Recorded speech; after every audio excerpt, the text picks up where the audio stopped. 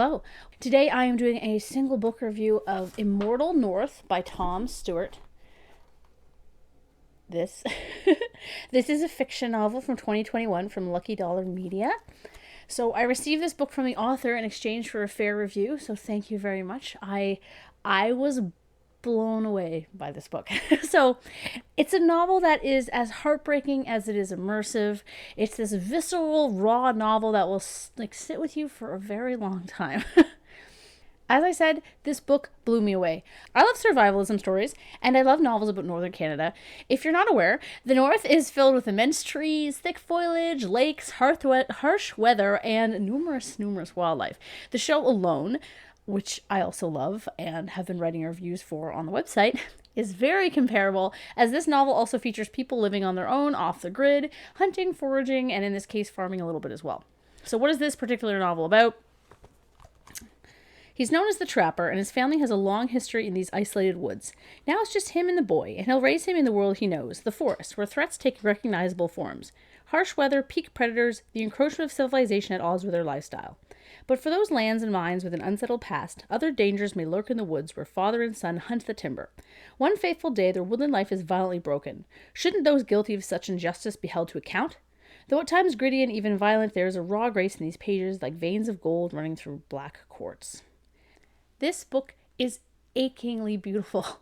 I will go so far as to compare it to Hemingway and Cormac McCarthy, not just in a highly descriptive style that both keeps you at a distance and brings you deep into the characters' psyches, but the harshness of the situation that the trapper and his son are in.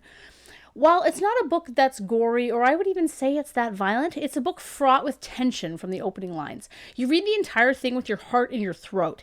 Even though you can kind of guess what's going to happen, it doesn't make it any less of a shock. In fact, the ominous tone of the novel is so pervasive, the tension is as tight as a bowstring. That was a hunting joke.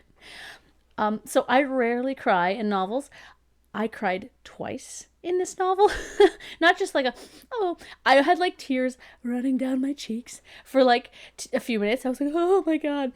It's such a raw novel that forces you to feel the emotions of the characters very keenly. It just gets into your head. The style of writing is just so immersive.